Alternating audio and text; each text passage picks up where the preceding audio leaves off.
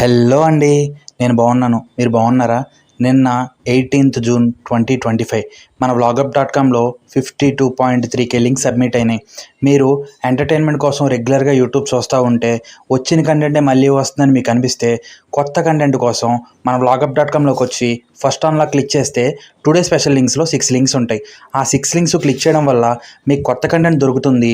దాంతోపాటు చాలామంది యూట్యూబర్స్కి హెల్ప్ చేసినట్టు కూడా ఉంటుంది.